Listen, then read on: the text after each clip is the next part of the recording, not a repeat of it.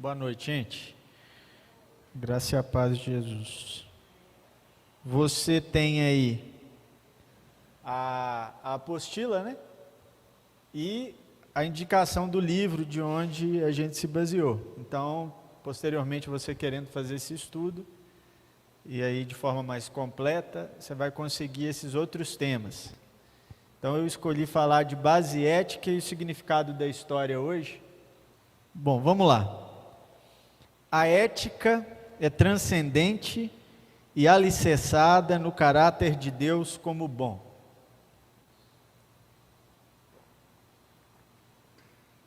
Existe uma diferença entre moral e ética que é debatida na filosofia grandemente e que muita gente confunde ou pensa ser a mesma coisa. A moral é a determinação de um comportamento. Então, por exemplo, eu posso considerar moral ou imoral, né, certo ou errado, um comportamento X. Vamos supor,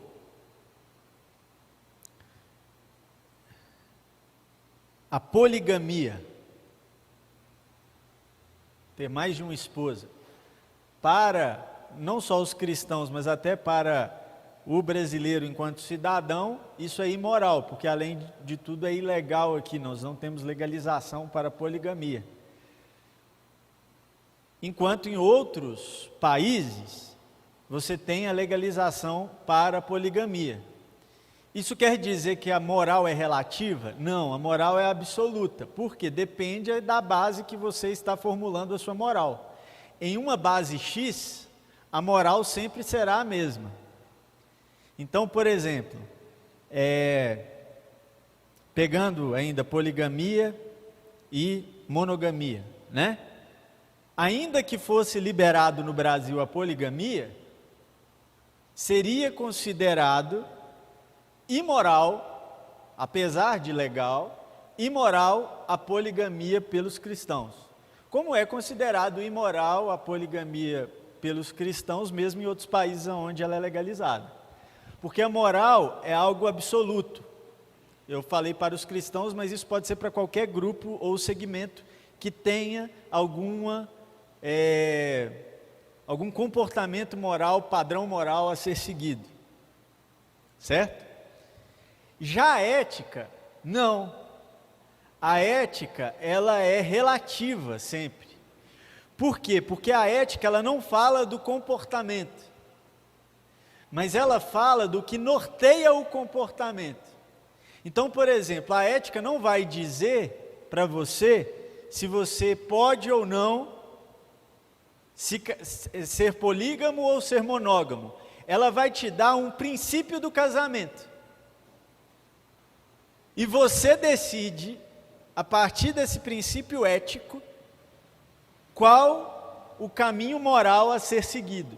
Então a moral nasce da ética, porém a moral é absoluta e a ética é relativa. Aí entra de novo o argumento Brasil e Oriente Médio, por exemplo. A ética é relativa, por isso que lá a poligamia é liberada e aqui não. Mas a moral é absoluta, dentro das éticas propostas. Para ficar mais claro, e saindo desse lugar, eu quero mostrar como ética é algo relativo. Se eu te perguntar, tocar corneta às 5 da manhã é errado, é certo ou errado? Se você me responder depende, é porque essa não é uma questão moral, é uma questão ética. Porque a moral é absoluta. Ela fala, é certo, é errado, é errado. Você teria uma opinião, por mais que eu discordasse de você da sua opinião, mas a sua opinião seria absoluta. Mas se você me fala, depende, é porque depende de alguma coisa que norteia eu tocar a corneta às 5 da manhã. Então ela é uma questão ética e não moral. Por exemplo, se eu te disser, tocar corneta às 5 da manhã num quartel da polícia não, ou do exército, ou da aeronáutica, Às 5 da manhã é errado? Claro que não, é até esperado. É o horário de acordar lá naquele lugar e eles tocam corneta como forma de despertar. Então não é errado. Mas se eu falar, e se eu pegar a mesma corneta e tocar às 5 da manhã num asilo? É errado. Ou seja, a ética do asilo é diferente da ética do quartel. Portanto, a moral, ela fica alterada. De forma que eu não posso falar de comportamento moral sem antes falar de ética. E essa é a grande mudança bíblica no que diz respeito ao comportamento humano do Antigo para o Novo Testamento. Porque a lei de Moisés, ela tem uma proposta ética, mas ela não foi lida a partir de uma proposta ética pelo povo de Israel, ela foi lida a partir de uma proposta moral. Então, valia o comportamento, tipo, adultério, guardar o sábado, matar a pessoa do mesmo país, roubar. Tudo se tratava de um comportamento moral. Tipo, roubar é certo ou errado? É errado. Matar é certo ou errado? É errado. Adulterar é certo ou errado? É errado. Ué, pastor, mas isso é errado mesmo, não? Depende, se você está analisando isso eticamente ou moralmente. Por quê? Porque, inclusive, tem coisas que, numa ética que parece libertar, então quer dizer que tem coisa aqui que não é errado? Não. Pode ser que, numa ética determinada, coisas que não estão previstas como erradas, passem a ser. Por exemplo, na lei de Moisés, Jesus, quando prega o Sermão do Monte, o que ele vai dizer? Ouviste o que foi dito, não adulterarás. Então, o que era errado? O adultério. E o que era o adultério? Deitar-se com outra pessoa que não o cônjuge. Beleza? Jesus fala, eu porém vos digo que aquele que cobiçar a mulher de seu próximo, ainda que só na cabecinha, já é pecador de adultério. Tem como você saber o que o cara pensou? Se ele pensou na mulher do próximo ou não? Não, isso é uma questão de comportamento? Não, é uma questão de princípio ético, que não pode ser verificado, só é verificado por Deus, claro, mas não é verificável para nós. Logo, o que Jesus está dizendo? E aí, eu poderia no mesmo Sermão do Monte citar vários exemplos, né? Jesus fala, ouviste o que foi dito, não matarás. Eu, porém, vos digo que aquele que odeia o seu irmão já é pecador de homicídio. Então, todo mundo é meio homicida, né? Em certo sentido. Só que a gente valoriza o comportamento moral. E aí Jesus começa a acusar os fariseus, que são aqueles que regulavam esse comportamento, de moralistas. Ele fala assim, vocês são moralistas, vocês pregam um comportamento, mas a ética de vocês é corrompida. Não existe uma base ética para esse comportamento. O que vocês querem é fazer uma imagem de servos de Deus, mas vocês não são servos de Deus, porque a ética de vocês é corrompida. Por exemplo, se você fala da base ética da lei de Moisés, na base ética da lei de Moisés, ordenava que a cada 7 anos as terras fossem vendidas e repartidas entre os donos originais. Isso eles seguiam? Aí não. Porque aí não tem o comportamento moral, não tem uma moralidade sendo analisada e verificada. Certo?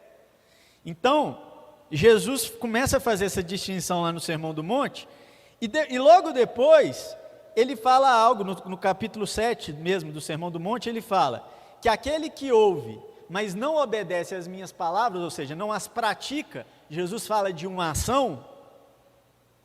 Então ele não está falando contra o comportamento, ele está dizendo que existe sim um comportamento, mas que ele é orientado pela palavra dele.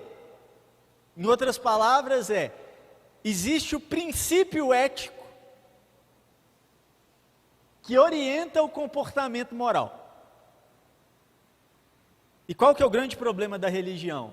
É que ela ela quer trabalhar no campo do comportamento moral que é verificável, a fim de controlar as pessoas da qual ela faz parte. Certo?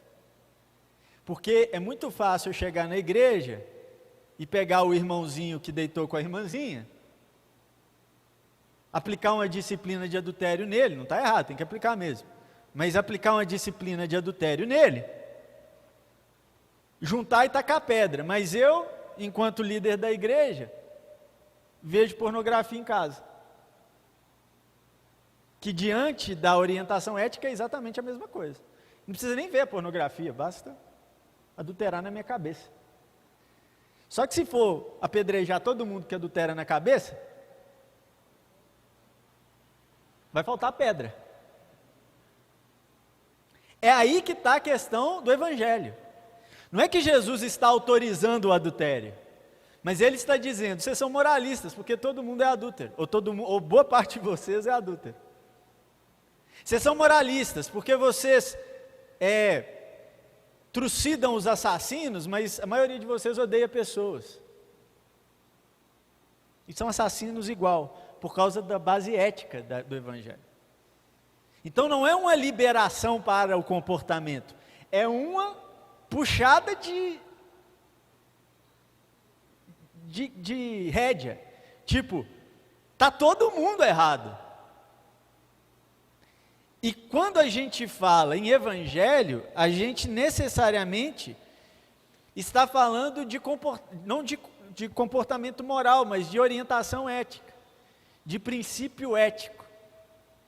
Qual é a ética do evangelho e não qual a moral do evangelho? Mas infelizmente a religião ela sempre vai trabalhar para a moralidade a fim de gerir comportamentos. Se eu estivesse aqui falando com pastores, e eu sei que o pastor de vocês concorda comigo, sabe o que é o grande problema do pastor hoje, mas que sempre foi problema de pastor? Que ele acha que o papel dele é gerir comportamento de ovelha, tomar decisão por você. Se você tem que vender, se você tem que comprar, se você tem que beber, se você tem que deixar de beber, se você tem que pagar o imposto, se você tem que deixar de pagar o imposto. E começa um vício de falar de comportamento moral e ainda se confundir isso com santidade. A ideia de que o santo é aquele que tem a moral adequada. Que nada, é possível ter a moral adequada e ser um sepulcro caiado. Você lembra dos fariseus? A imagem moral adequada, não a moral adequada, mas a imagem moral adequada. E aí o pastor, ao invés de virar pastor, ele vira gestor de comportamento alheio. Porque ele tem controle sobre você e você também gosta de ser puxado a orelha porque você responsabiliza outro. A responsabilidade de sua vida não é sua, é do pastor. Então, você, por um lado, tem o que você quer e o pastor também, por outro lado, tem o que ele quer. A vaidade dele de controlar o comportamento. Mas o papel do pastor não é esse. Agora, se você disser, como pastor, o pastor tem que dar a orientação ética, sim. Te dou os princípios éticos, mas o que você vai fazer na sua vida, o que você vai deixar de fazer na sua vida, é problema seu com Deus, eu não estou nem aí. Outro dia chegaram para mim lá, falando assim, pastor, e agora, hein? O que o senhor vai fazer? O que eu fiz, né? Já chega, falei, não sei, o que eu vou fazer? Não sei. Fulano foi preso. Falei, é mesmo? Pô, que pena, tal. Fiquei chateado. Falei, pois é, mas não é ele que estava envolvido com o tráfico e tal? Mas você como pastor não fez nada. O que eu tinha que fazer? Eu conversei, falei, dei a orientação. Você quer o quê? Que eu amarre ele, né? Não, mas você bem que podia falar, que era pecado e tal. Amiga, ele sabe que é pecado. E mesmo que eu não falasse, ou que ele não soubesse, quando dada a orientação ética, o contrário dela é o pecado. E pior, não é só pecado, é crime. Ainda que não fosse pecado do ponto de vista moral, existe uma legalização ou não aqui no nosso território. Ele sabia que ele ia ser preso. Essa desresponsabilização do ser é fruto de um moralismo vazio. E mais, quando é ruim ainda, quando acontece algo ruim, ainda é bom, sabia? O problema é quando está supostamente tudo bem. Que te dá a falsa sensação, impressão e noção de que você é tão bom assim. E aí a gente fica aqui pregando contra adultério, você não é adúltero no sentido, você não deita-se com ninguém, então eu estou bem sexualmente. E não vai fazer nada para mudar, porque você está bem. Aí a gente fala contra, olha aí quem não está pagando os impostos direito, olha aí quem não faz os devidos acertos financeiros. Não, na minha empresa, tudo ok, não é faz mais sua obrigação, amigo, sua empresa está tudo ok. Agora, o problema é que você achar que está tudo ok, isso é santidade, te faz ser um egoísta na vida e você não reparte o que você tem, e que não tem legalidade nisso. Ou a lei não está falando nada sobre isso, mas Deus está.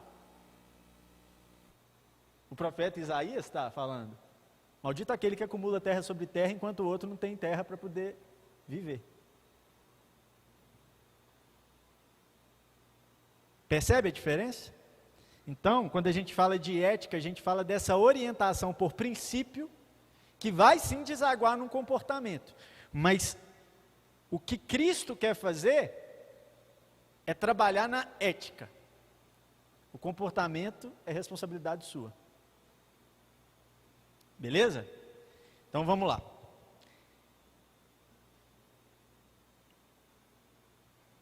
A ética é transcendente, nós somos seres morais, ou seja, nós conseguimos gerir comportamento.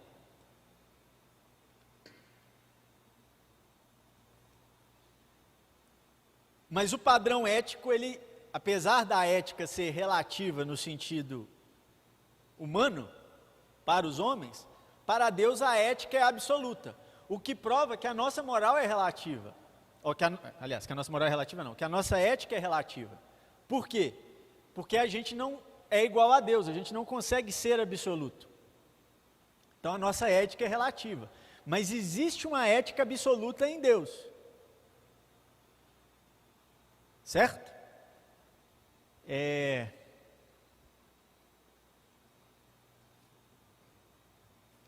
Por exemplo, se eu te disser que você está em pecado, e geralmente esse pecado comportamento tem a ver com moral, e é também essa questão, e se eu te dissesse assim, você está em pecado, porque você não deu uma blusa de frio para alguém hoje. Aí você falaria, não tem nenhum lugar falando que eu sou obrigado a dar blusa de frio. Sim, não tem mesmo, e você não está em pecado. Você está certo. Porque o que fala da blusa de frio não é uma questão moral, então não é uma questão de pecado. Mas uma questão ética, é uma questão de missão.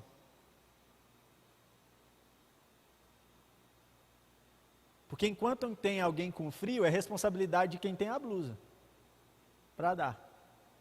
Enquanto tiver alguém com fome, você pode comer todo o pão do mundo que você vai continuar com essa sensação de fome que você tem. Porque tem alguém com fome. A ética do reino de Deus, ela não trabalha no campo do pecado. Moral é que trabalha no campo do pecado. Na verdade, não do pecado, dos pecados. Porque quando você fala biblicamente em pecados, que pode ser quantificado, a gente está falando de comportamento moral. Quando você fala do pecado na Bíblia, quando tiver pecado no singular, a gente está falando da natureza humana que é o pecado. Aí sim, isso tem a ver com a ética.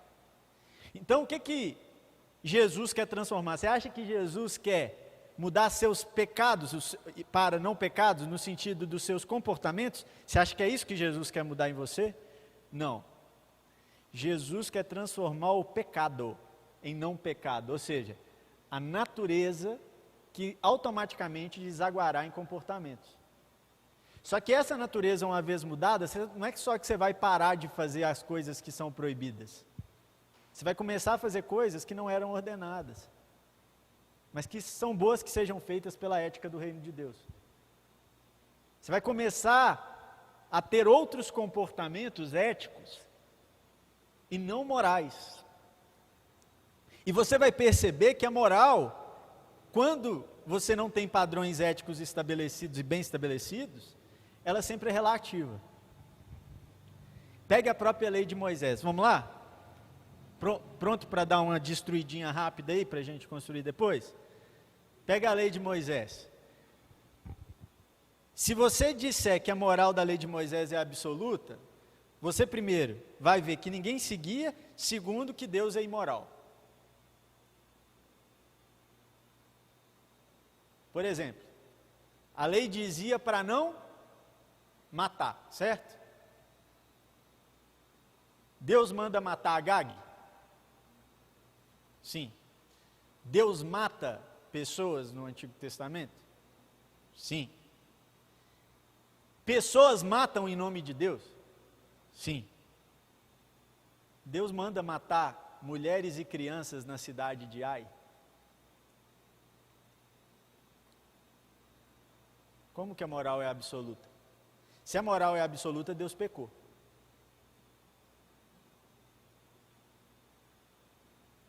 Ok? Outro exemplo.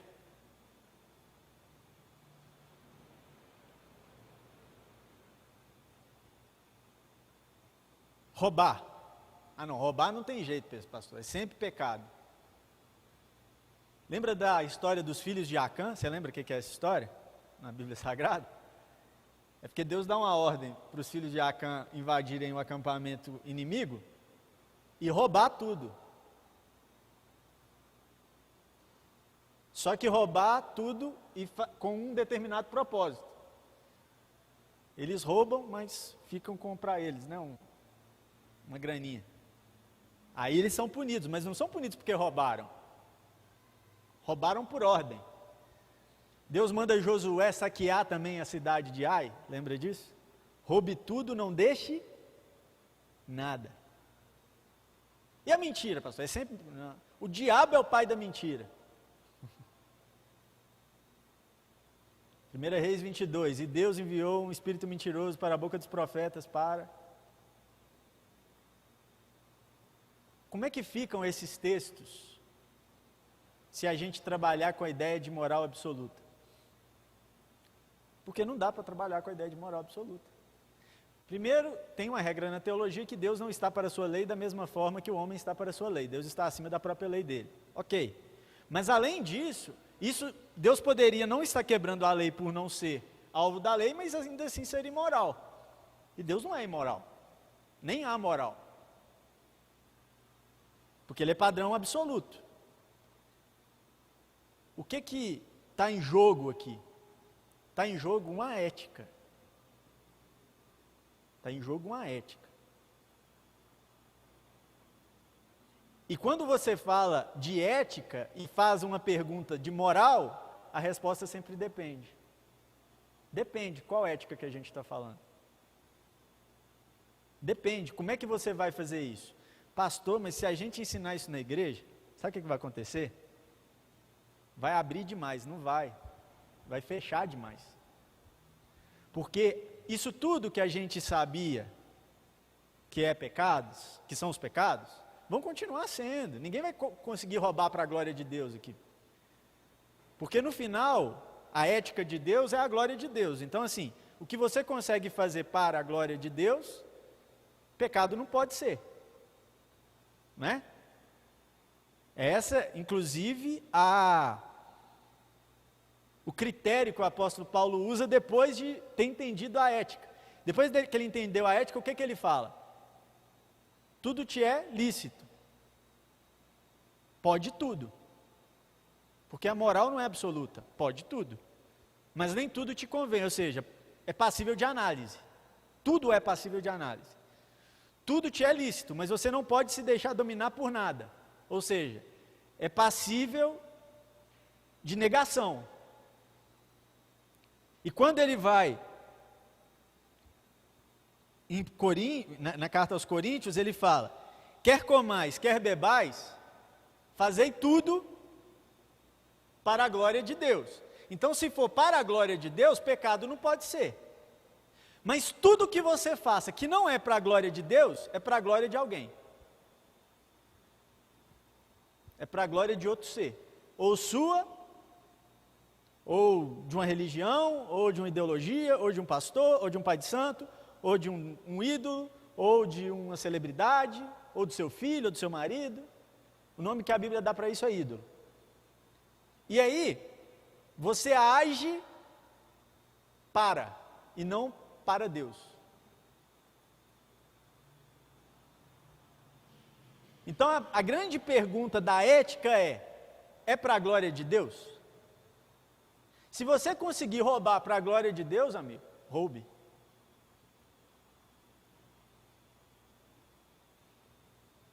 A questão é conseguir, né? Se você conseguir matar para a glória de Deus, mate. A questão é conseguir. Só que tem cara de pau que vai matar e vai falar que é para a glória de Deus, mas Deus sabe o que é para a glória dele ou não. Porque em nome de Deus tem um monte de gente fazendo um tanto de burrada aí. Inclusive matando. Não quer dizer que seja para a glória de Deus. Ok? Aí, pastor, mas isso não vai abrir demais? Não, vai fechar. Por quê? Antes, você só perguntava sobre o que estava determinado num código moral. Agora você tem que se perguntar sobre qualquer coisa. Qualquer ação, se é para a glória de Deus ou não. Porque se não for, é uma moral deteriorada, é pecado. Então, por exemplo,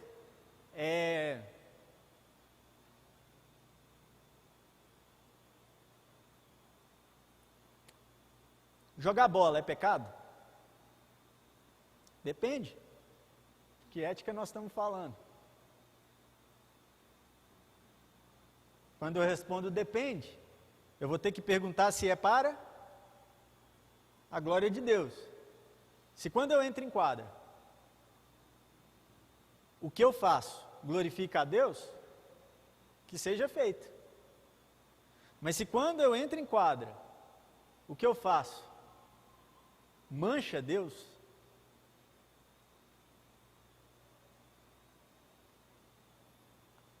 aquilo é pecado. Não precisa chegar às vias de fato de mandar alguém para algum lugar, entendeu? Basta que não seja para a glória de Deus. Isso não quer dizer que você tem que jogar bola falando em línguas, não. Mas que aquela relação social, o esporte é uma relação social, então aquela relação social ela está sendo feita nos parâmetros do divino e para a glória do divino. Então depende. Está vendo como é que fecha? Não abre? Tem muita gente que consegue jogar bola para a glória de Deus, e glória a Deus que você joga bola. Mas tem muita gente que quando ouve isso e se conscientiza, tem que parar de jogar bola, se quiser glorificar a Deus. E eu sou um fominha de futebol, e sabe o que eu tive que fazer na minha vida? Eu fiquei 1 ano e meio sem pisar em quadra, sem pisar em campo, porque eu percebi que quando eu pisava lá, era um demônio que pisava, não era mais o Zé Renato. Porque não tinha nada falando que jogar bola era pecado, mas eu descobri, para mim é. E enquanto eu não dominar isso, tudo é lícito, eu posso jogar bola, mas enquanto isso me domina, deixa de ser para a glória de Deus, eu tenho que dominar isso. Percebe como é que agora a pergunta e há uma alteração aqui? Por exemplo, ir no salão de beleza é pecado? O marido fala, pelo amor de Deus, que não seja, né? Mas, a princípio, falando assim, não, né? Mas a gente tem que responder, depende. Porque se ir no salão de beleza necessariamente significa me colocar à disposição do mal de falar da vida alheia, de tomar conta do que não é meu, de praticar contenda, fofoca, e eu sei que eu vou e vai acontecer, aquilo já é um ato pecaminoso, porque eu estou me dispondo para o mal. Então tudo é passível da pergunta: é para a glória de Deus? Tudo. A ética, ela não se preocupa em seguir um código moral. Ela se preocupa em quem ela glorifica.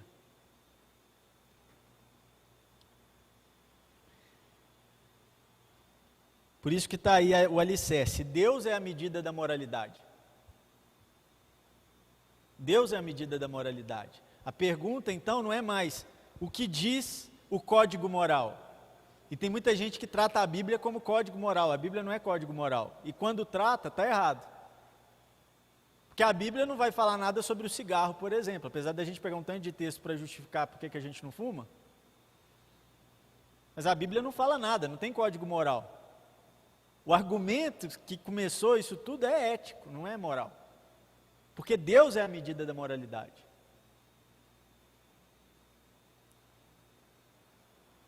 E tem um monte de coisa que a Bíblia não fala. E tem um monte de coisa que a Bíblia fala que tem que ser revista. Por que está errado? Não, porque a ética, ela se transforma com a história. Ela é absoluta, mas se transforma na história. Por exemplo, na Bíblia manda o escravo que fugiu voltar para o patrão.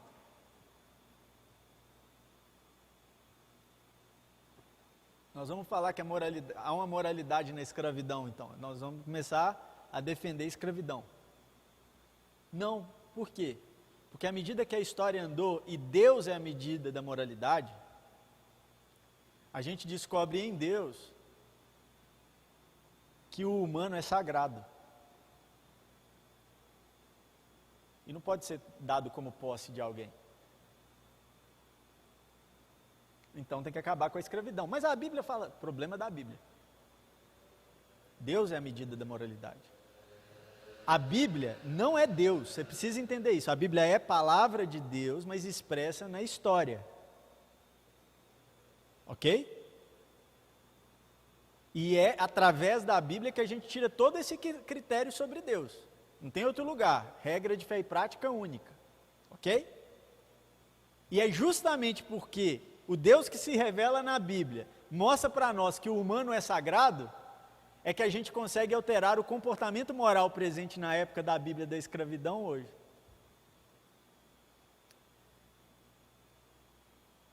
Por isso que tem ainda essa dificuldade de muito cristão machista. Porque ele quer aplicar um comportamento moral bíblico sem olhar para a ética bíblica. O que é o comportamento moral bíblico? O patriarcado, certo? Mulheres, sejam submissas aos vossos maridos, né? Não é isso? Mas qual que é a ética bíblica? Se você vai a, por exemplo,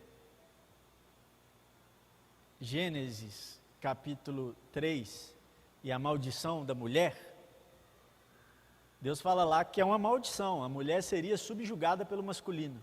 Lembra disso? Teu marido te dominará. Mas é uma maldição. Não é o que Deus, não é o ideal de Deus, é uma maldição. E qual que é a ideia da redenção? Nos livrar dessa maldição. No caso, as mulheres. Livrar as mulheres dessa maldição. De todas as outras que foram aplicadas no Gênesis 3. Então, num cenário de redenção, a dominação masculina tem que deixar de existir. É a ética bíblica. Por isso que Jesus trata as mulheres de um jeito que os caras não entendem. O tempo todo é a libertação da figura feminina. A mulher samaritana talvez seja o melhor exemplo, né? Como você pode ser judeu, homem, chegar para conversar comigo no posto? Porque você é sujeito, eu preciso de masculino para chegar aqui e conversar com você. E nem você precisa de liberação do masculino para conversar comigo. Dos encontros que Jesus tem em Lucas, pessoais, 13 são com mulheres, 8 só são com homens. Sabia disso?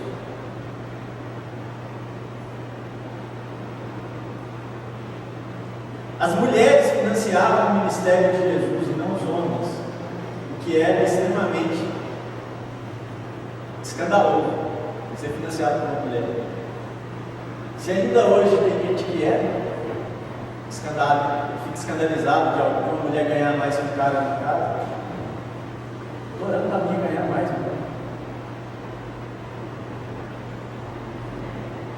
Deus quiser. É porque, pastor, se ganhar mais do que eu ganho, um pouquinho a mais do que eu ganho aí, não dá para ganhar mais, mas se ganhar um pouco a mais no teto aí, é porque está fazendo coisa errada.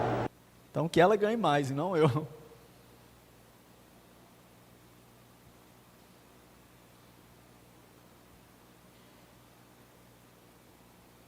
que eu quero dizer, irmãos, com isso? Dei o exemplo do machismo, dei o exemplo da escravidão, para que você olhe para a Bíblia, não com um olhar moral, mas com um olhar ético. Buscando quais são os princípios que norteiam a sua moral. A pergunta, então, é: você nunca vai olhar para a Bíblia e falar assim, eu devo matar ou não devo matar? Porque você vai ficar confuso. Você deve olhar para a Bíblia e perguntar assim, deixa eu ver o valor que Deus dá à vida. Isso é ético. E aí você toma a sua decisão, se você mata ou não. Aí vai diante de Deus e pergunta para Ele. Mas não se engane, a ética de Deus é absoluta e isso deságua numa moral. Deságua num comportamento.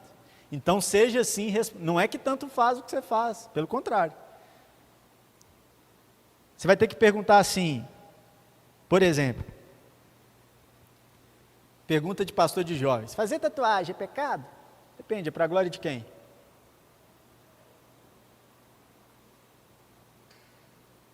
Aí você fala, é lógico, é vaidade, então não é para Deus. E esse cabelo seu pintado, é o quê? Nós vamos parar de pintar cabelo então. Está vendo? Tudo é muito sensível. Então você vai usar a pior roupa que você tiver, porque a melhor roupa que você veste no fundo é uma vaidade. Tudo é muito sensível, vai ficar todo mundo muito moralista. A gente está voltando a se tornar moralista. E a ideia não é o moralismo, a ideia é a ética. A pergunta é, que valor Deus dá para isso? Como você glorifica a Deus nisso que você está escolhendo glorificar? A cosmovisão cristã, portanto, ela destrói a ideia de moralidade. O como? E pergunta o quê? Por exemplo, a Bíblia fala que você tem que ajudar os pobres. O como, se com políticas públicas X ou Y, já que vocês vão discutir política aqui, né? Deus é de direita, de esquerda? Não, Deus só fala que você tem que ajudar o pobre. Como é que você vai fazer isso? Vocês decidem aí, se quebrem aí, mas decide como é que vai fazer, porque tem que fazer. É a ética. Esse como aí é a moral de vocês se debatendo para poder achar uma solução. Por isso, na ética de Jesus, criança vale muito. Porque é fraco. Na ética de Jesus, uma viúva vale muito. Especialmente naquela época, porque era uma posse sem dono. Na ética de Jesus, um órfão vale muito. Na ética de Jesus, o negro que sofreu racismo por tanto tempo vale muito. Na ética de Jesus, o pobre vale muito. Ah, pastor, mas não vale o mesmo tanto do branco? Valer vale, só que o branco não está precisando de ser socorrido, ele não está sofrendo nada. Ah, mas não vale o mesmo tanto o rico e o pobre? Valer vale, mas o que você quer ajudar o rico? A ter mais dinheiro? Jesus sempre vai pôr o olhar dele no déficit. A ética de Jesus nos aponta para o fraco. Para o fraco. O como a gente vai fazer isso, aí é problema nosso. Beleza? Agora, para fechar aí, a gente vai ver o significado da história na cosmovisão cristã. A história é linear, uma sequência de eventos significativos que levam ao cumprimento dos propósitos de Deus para a humanidade. Então, aqui você tem duas possíveis leituras da história. A história ou ela é cíclica ou ela é linear. Cíclica é a ideia de que a história ela se repete. Os gregos, por exemplo, antigos, acreditavam na história cíclica. Por quê? Porque eles pensavam o seguinte, todo ano é a mesma coisa, tem verão, depois tem outono, inverno, primavera. Então o que acontece depois da primavera? Volta um ciclo. E esses ciclos da natureza, para os gregos, na verdade, eram traduzidos como ciclos históricos. E daí, se a história é cíclica, tem como você prever a história. Tem como antever o que vai acontecer e mais, não tem como fugir do que vai acontecer, porque é cíclico. Os gregos são um exemplo, mas a maioria dos povos antigos acreditavam em história cíclica, tá? É daí que surgem as leituras, por exemplo, de reencarnação.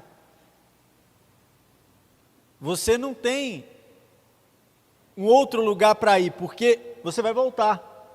Então, num sentido cíclico, você está eternamente passando e voltando. Você pode se melhorar nessa história, mas não tem como fugir dela, ela é cíclica. É daí também que surgem as ideias de destino, de que o destino está traçado, está determinado.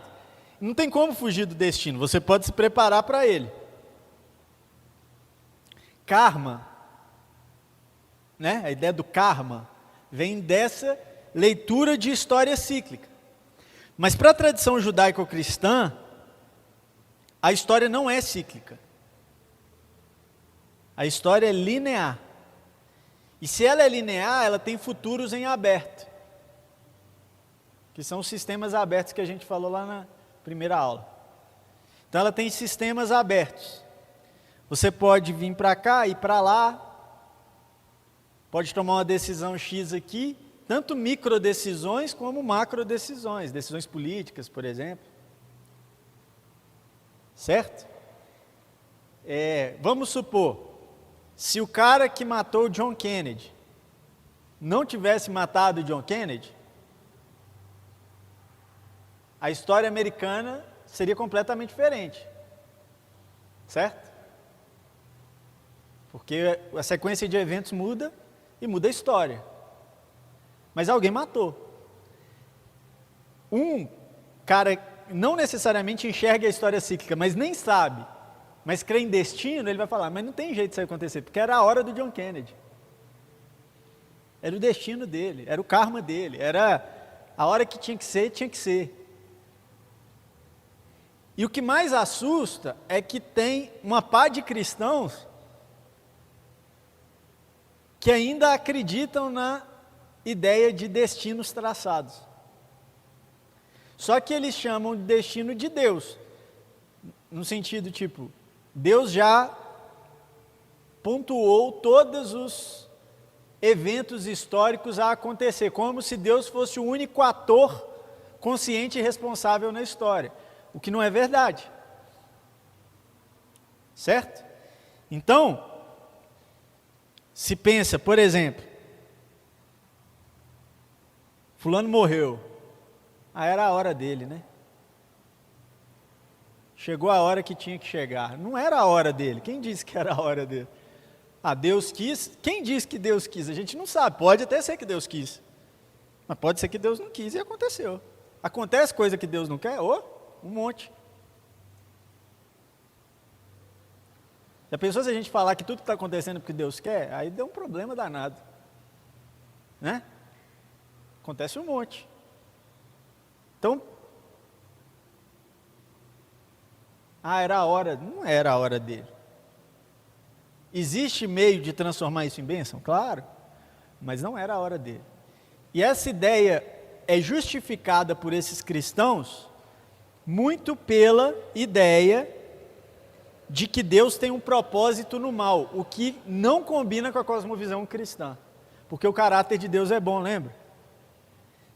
Quando o mal acontece a alguém, a gente costuma falar, Deus sabe de todas as coisas e esse mal tem um propósito. Não tem propósito no mal. Deus não gosta do mal e Deus não precisa usar o mal para nada, porque Ele é bom. Agora, uma vez acontecido o mal, Deus pode transformar esse mal em bem? Pode, mas Ele precisa do mal para fazer o bem? Não. E essas nossas leituras de destino vão transformando a nossa leitura da história numa história cíclica e não linear.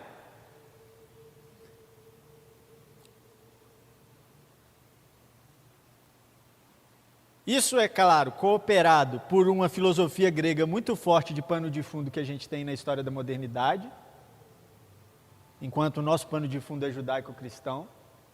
E tem como ler a Bíblia a partir da visão grega, o que dá um tanto de problema. Dá um curso só sobre isso. Agora,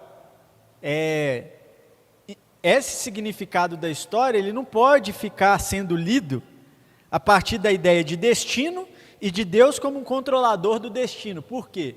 Porque aí a criação perde o seu propósito. Inclusive eu e você. Se Deus é o único responsável na história, amigos, não existe julgamento. Porque não existe responsabilidade. Certo?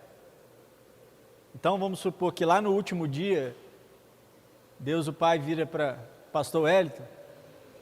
Bonito, hein, Wellington? Que você fez lá na sua vida? Bonito não, bonito o senhor. Como assim? O senhor que escreveu, eu só vivi. A gente acha que Deus está escrevendo a história. Deus não está escrevendo a história. Deus está salvando a história. Como? Através do processo redentivo do Cristo, Ele salvou a humanidade. E através da humanidade, Ele vai salvar a história. Da humanidade em Cristo, né? Claro. Ele vai salvar a história. Então, a responsabilidade da história está na humanidade. E isso é muito claro em toda a tradição judaico-cristã. A gente que lê a Bíblia com o olho grego, mas se você lê com o olho judaico-cristão, você vê que isso é claro. Por exemplo, os salmos já diziam isso, né? Os céus são do Senhor, mas a terra Ele deu aos homens. Essa terra que Ele deu aos homens é o cenário histórico. Aqui é nós. E se a gente não se submete à vontade dEle, é a nossa vontade que vai ser feita. E ponto. Porque Ele deixou assim. Então é responsabilidade nossa chamar a vontade de Deus para a terra. Por isso que a oração do Pai Nosso fala que seja feita a tua vontade, porque ela não está sempre sendo. A gente tem que orar e se submeter a essa vontade para que ela seja feita aqui na terra como no céu. Sendo assim, o reino de Deus, como manifestação histórica, que Jesus disse que já chegou, ele é uma manifestação de responsabilidade humana. O reino é de Deus, mas a responsabilidade de manifestar o reino de Deus na história é humana. é de reconhecer o reinado de Deus. E a gente entende que a igreja é a principal agente desse reino na história. O autor falecido já, Robson Cavalcante, pastor Robson Cavalcante, escreveu diversos livros, né?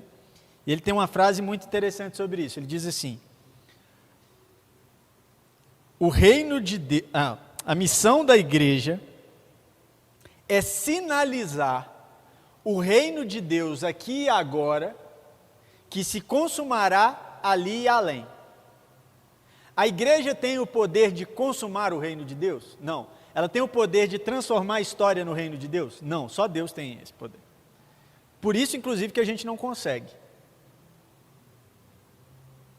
Por isso que as profecias escatológicas apontam para a igreja não conseguindo executar isso. Né? Porventura achará a fé na terra quando voltar o Filho do Homem? A igreja não consegue salvar a história, mas ela tem uma responsabilidade na história, que é sinalizar o reino de Deus. Ela mantém viva a chama do reino de Deus, a cidade luz no meio da escuridão, né? Ela mantém vivo isso. E Deus vem e consuma, faz o todo.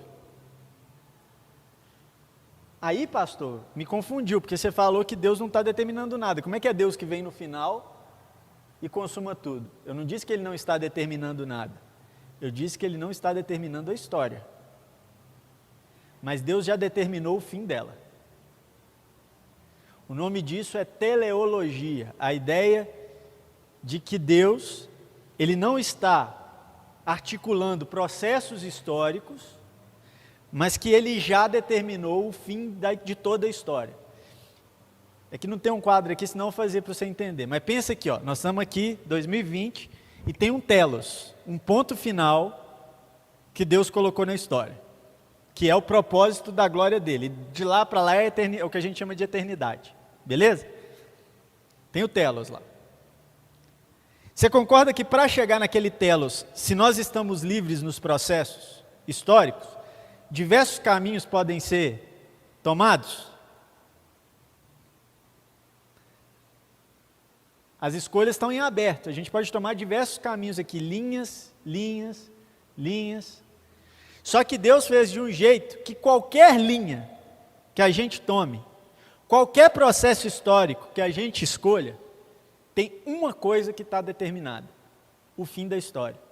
Então, essas linhas todas vão de novo se juntar num ponto aqui, que é o ponto que Deus determinou, que é a glória dele. Não tem como, a história vai glorificar a Deus. De um jeito ou de outro, a história vai glorificar a Deus. Por isso que o apóstolo Paulo fala em Romanos 14, que toda língua vai confessar e todo joelho vai se dobrar, todo joelho vai se dobrar e toda língua vai confessar que Jesus Cristo é o Senhor. Por quê? Porque existe um telos determinado, de acordo com a cosmovisão cristã. Ok? Mas os processos históricos estão livres. Qual que é o problema? A gente acreditar que Deus está determinando processos, mas não determinou o fim. No teísmo aberto, que eu falei lá, Deus não determina nem processo e nem fim. No determinismo, Deus determina processos e fim. Os dois estão errados, de acordo com a cosmovisão cristã. Então, fazendo releituras aqui de exemplos.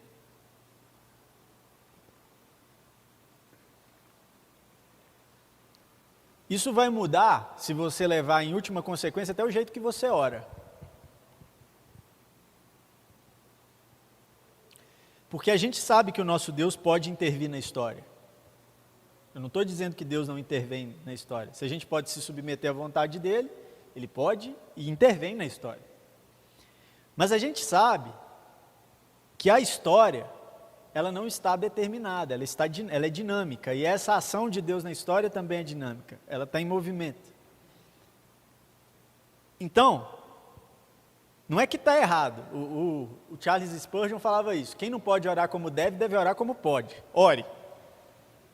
Mas uma vez que a sua visão vai amadurecendo, a sua oração muda. Algumas orações param de fazer sentido, entende? Tipo, por exemplo, vai ter casamento sábado da minha filha lá. Sou um senhor já de idade e vai ter casamento da minha filha sábado. Aí eu vou e oro, Deus, não deixa chover não. Não faz mais sentido essa oração. Não é que está errado orar assim, só não faz mais sentido na minha cabeça. Por quê? Porque Deus vai mudar a história toda, vai... Entende? Ele vai fazer um fenômeno natural aqui na Europa para empurrar a frente fria para lá, para tirar a nuvem, só para não chover no casamento da minha filha. A gente para de ver a história do ponto de vista do indivíduo, do eu, do você. E passa a ver a história do ponto de vista de Deus, do propósito de Deus. E aí a oração do casamento muda. Deus, não sei se isso altera alguma coisa na história. Mas se chover, se for para chover, provê o que pode ser feito. Porque a relação é pessoal ainda. Ou, Deus, que seja feita a tua vontade.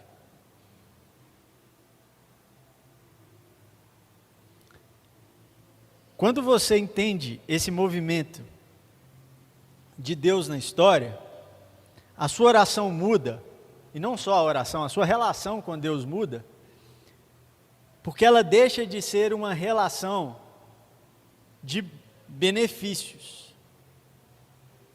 e passa a ser uma relação de amor. De amor. Em determinado ponto, o que eu quero dizer com isso? Estou encerrando. O que eu quero dizer com isso? A sua oração e a minha oração não fazem Deus fazer nada.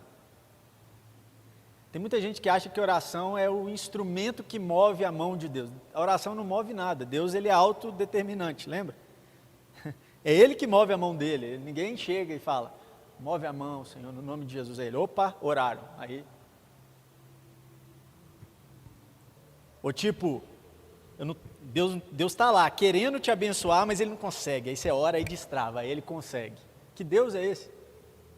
Não faz o mínimo de sentido. A nossa oração não faz Deus fazer nada. Deus está nos abençoando. A questão é que a gente não está enxergando Ele nos abençoando. A oração só faz a gente começar a enxergar o que Ele está fazendo. A ação dele na história. E como Ele está intervindo na história. Então a oração deixa de ser um objeto futuro e passa a ser um objeto presente. Lógico que tem propósitos na oração. E o problema é que a gente lê esses textos dos propósitos, mas não lê o texto todo. Então vamos citar 2 exemplos. O apóstolo Paulo, ele fala assim para a gente em Filipenses 4. Não andeis ansiosos por coisa alguma. Antes, apresentei ao Senhor vosso Deus as vossas petições, ações de graça, súplicas, não é?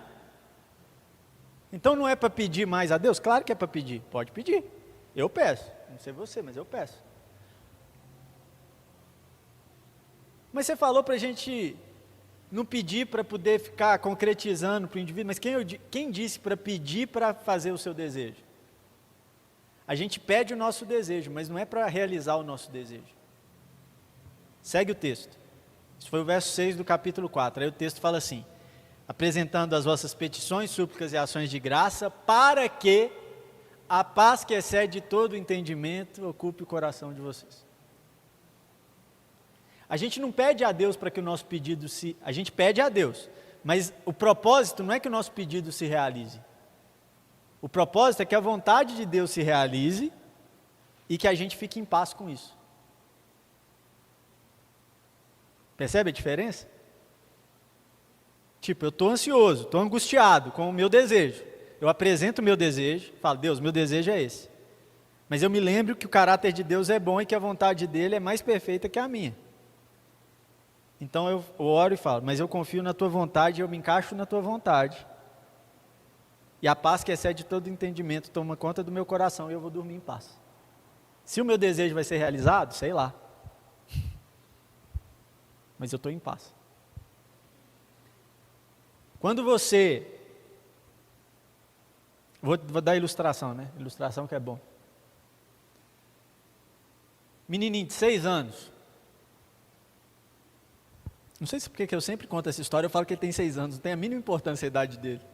E sempre que eu conto, eu falo que ele tem 6 anos. Vou analisar isso. Acho que é porque eu imagino ele assim. Mas o menininho, uma criança, ele acorda no meio da noite com a seguinte preocupação. Do nada, acordou no meio da noite, preocupado. Será que vai ter almoço amanhã? Preocupado. Não consegue dormir pensando do almoço da manhã. E aí, ele vai lá e bate na porta do pai. O pai acorda, com esse cabelo para cima e tal. Chega na porta. O que foi, filho? Aconteceu alguma coisa? Não, não aconteceu nada, pai. Só estou com preocupação aqui. Vai ter almoço amanhã? Vocês pensaram nisso? Vocês perderam um tempo do dia para pensar do almoço de amanhã? Aí o pai responde, filho, dorme em paz, vai ter almoço, papai vai dar almoço para você, pode ficar tranquilo, pode dormir. Certeza, pai? Certeza. Aí ele vai dormir, dorme. No outro dia, na verdade na outra noite, ele acorda novamente. Aí ele pensa, teve almoço hoje, mas será que amanhã vai ter? O que ele faz? De novo, vai lá no quarto do pai, bate. O pai fala, o que foi, filho? Vai ter almoço amanhã, pai?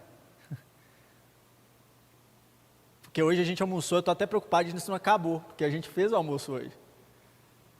Ele fala, filho, dorme tranquilo, isso é problema do papai. Vai ter almoço, pode dormir. Com a palavra do pai, ele finalmente consegue pegar no sono e dorme. E assim foi durante uma semana. Até que ele percebeu que mesmo quando ele não acordava, tinha almoço. Mas ele cresce e esquece que é o pai que proveu o almoço. E ele começa a agir sem responsabilidade com as contas da casa, depois de grande. Agora já responsável, maduro. Aí talvez um dia o pai deixe ele sem almoço. Tipo assim, sai, sabe quando pai e mãe vão deixar se virar para ver o que dá? Sai um dia e fala assim, se vira aí, vamos ver o que você faz. Aí o adolescente irritado liga. Vocês saíram, que absurdo, me deixaram sem almoço. Está na hora de começar a ganhar responsabilidade, né? Pegue essa figura toda que eu falei agora. Quando era criança lá, na falta de condição.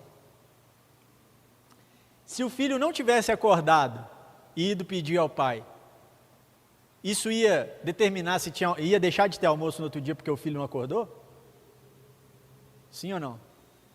Não, ia ter almoço do mesmo jeito. Ele só não ia ter consciência de que é o pai dele que provia aquele almoço. Mas ia ter almoço do mesmo jeito. O fato dele ir lá pedir para o pai não é o que faz ter almoço. Mas é o fato dele ir pedir para o pai que deixa ele dormir. Deu para entender? A oração é justamente isso. É quando a gente está perdendo o sono por aquilo que não está no nosso controle. Não só perdendo o sono, né? Mas aqui é uma força de expressão. A angústia, as ansiedades, os estresses, as manifestações da vida. E a gente se lembra que a gente tem um pai que a gente pede. E a gente não sabe se vai ter o almoço, até porque a gente não sabe se está na hora de estar ganhando responsabilidade de se virar com o almoço. Mas a gente sabe que a gente tem um pai em que a gente entrega na mão dele, que a vontade dele é boa, perfeita e agradável, e que seria feita de qualquer jeito, se a gente tivesse ou não consciente disso. Em outras palavras, o que eu quero encerrar dizendo é, Deus está te abençoando. Você não precisa orar para Deus te abençoar, Ele está. Você precisa orar é para ganhar a consciência que Ele está. Para você poder lembrar que Ele está. Porque a gente, infelizmente, o ser humano é assim, a gente esquece muito rápido que é Deus que está dando, que é Deus que está fazendo, que é Deus que está suprindo.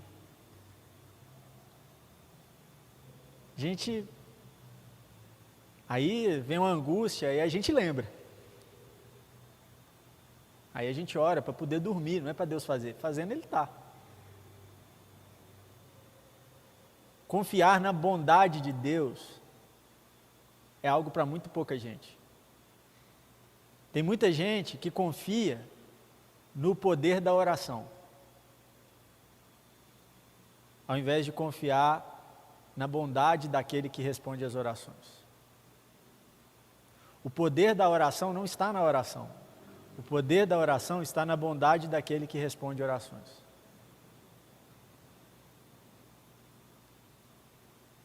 O que significa crer numa história linear, livre, mas com um telos final determinado? Que eu posso sofrer na história. Que eu posso perder tudo na história. Que eu posso ganhar na história. Que eu posso passar pelo vale da sombra da morte na história. Mas uma coisa a história não vai conseguir me tirar: o meu ponto final em Deus. É isso que a gente se gloria, é lá. As nossas realizações com Deus não estão aqui, estão lá. Aqui a gente experimenta, o reino de Deus não é presente? Sim. A gente sinaliza? Sim, mas se consome é lá. A gente deve lutar para melhorar? Claro, não é cruzar o braço, porque não é cíclico, não tem destino, sim. A gente deve procurar o bem? Claro. Mas a nossa esperança não está aqui. Nossa esperança está lá. E justamente porque está lá, é que eu me engajo no reino de Deus aqui. Eu começo a construir esse reino aqui. Eu começo a sinalizar esse reino aqui. Se eu creio na justiça lá, eu começo a instituir justiça aqui. Se eu creio na bondade de Deus lá, eu quero ser instrumento da bondade de Deus aqui. Isso faz, por exemplo, releituras da Bíblia Sagrada em textos que a gente lia determinadamente. Por exemplo, todas as coisas cooperam para o bem daqueles que amam a Deus. Quando acontece alguma coisa ruim, a gente quer falar que Deus tem um propósito no mal, a gente fala, todas as coisas cooperam. Mas se você reler esse texto, principalmente em outras traduções, e tem uma tradução que é especial, ela está, se você tem uma Bíblia NVI, você procura depois, sabe, Nova Versão Internacional, vai lá no texto de Romanos 8, 28, lá vai estar ainda, todas as coisas cooperam para o bem daqueles que amam a Deus. Só que você vai lá no notinha de rodapé, e vai ter duas traduções desse versículo na notinha de rodapé. Pega a segunda. A segunda diz assim: por isso cremos que em todas as coisas Deus conta conosco para a construção do bem. Deus está conosco para a construção do bem. Sabemos que em todas as coisas Deus opera conosco, eu acho que é isso. Sabemos que em todas as coisas Deus opera conosco para o bem. É parar de se ver como simples vítima de um destino, mas começar a ser um responsável na história ao lado de Deus. Daí a oração muda muito. Porque agora a oração não é mais para Deus fazer, é para Ele me usar para saber como é que a gente faz. A oração não é a mágica que muda, a oração é aquilo que me responsabiliza. Por exemplo, Deus, meu filho está drogado. Dentro disso, o que a gente vai fazer para mudar a situação? Deus, Minha situação financeira está péssima. A gente quer a mágica seria mais fácil. Mas aí a gente lembra, não, eu sou agente na história. Deus, como é que a gente vai fazer aqui? Porque senão também não fazia nem sentido, né? Deus se comprometer com uma causa que nem você se compromete. Seria estranho, no mínimo. Deus, eu estou entrando em contato com o Senhor aqui, porque tem uma questão na história que é só o Senhor. Mas eu quero que o Senhor me use na história. Eu sou um agente da história responsável pela ação do Senhor na história.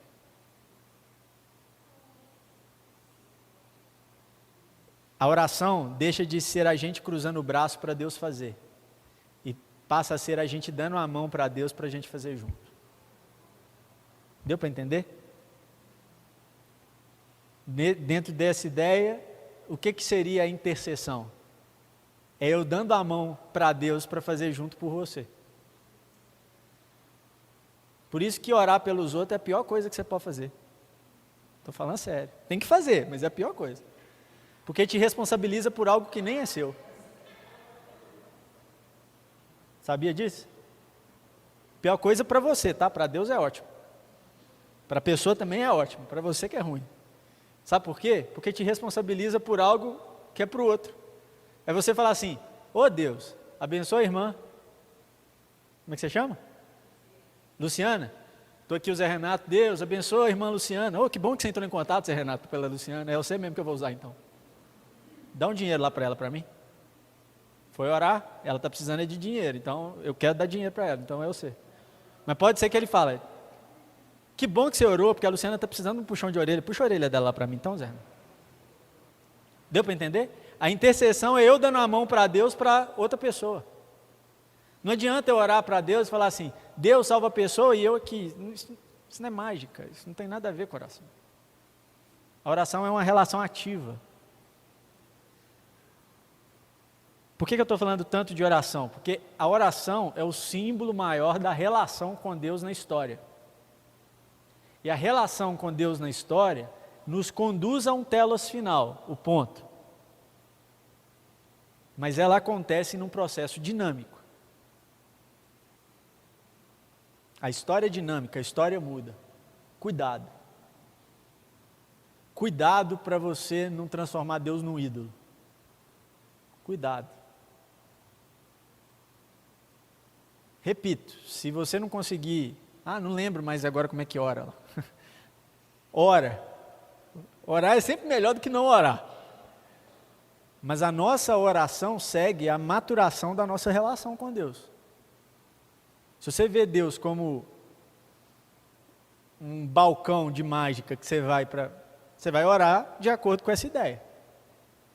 Mas isso é reduzir Deus a um ídolo. E Ele não gosta muito, eu acho.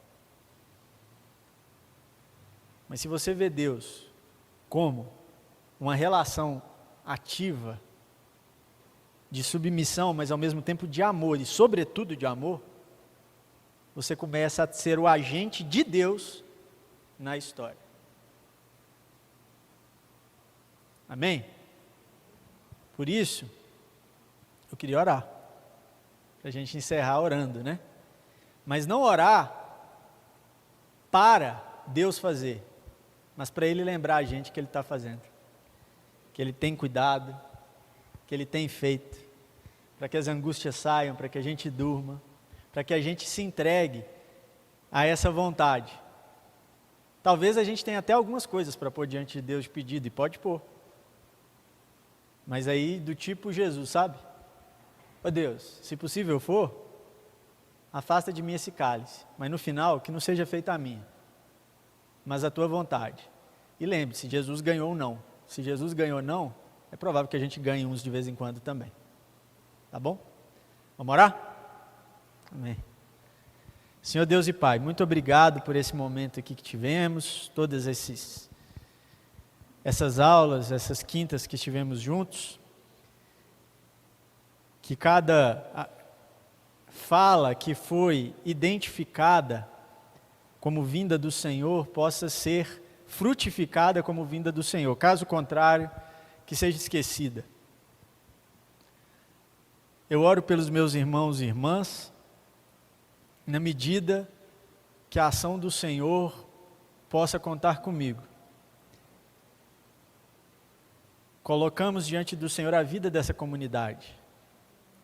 Colocamos diante do Senhor a história dessa comunidade, que nasce tão recentemente, mas que já procura ser agente do Senhor na história. Que como agentes do Senhor na história, eles sigam a ética de Jesus. A ética do amor de Jesus, da compaixão de Jesus, da defesa daquele que não tem defesa. Que eles sejam uma comunidade do Cristo, mais do que uma comunidade religiosa. Que eles contem com a simpatia de todo o povo, que eles sejam conhecidos pela generosidade, para que eles se tornem conhecidos pelo abraço, pelo chorar junto e se alegrar junto, e não pela competição, e não pelas lógicas de consumo. Que eles sejam aqueles preocupados em serem agentes ativos do reino de Deus na história. E que aqui, a região do Glória, do Alípio de Melo, possam ver um sinal do reino de Deus nesse lugar. Que Belo Horizonte possa ver um sinal do reino de Deus nesse lugar. Que eles sejam luz no meio das trevas. É a nossa oração em nome de Jesus. Amém. Amém. Deus abençoe. Gente, obrigado.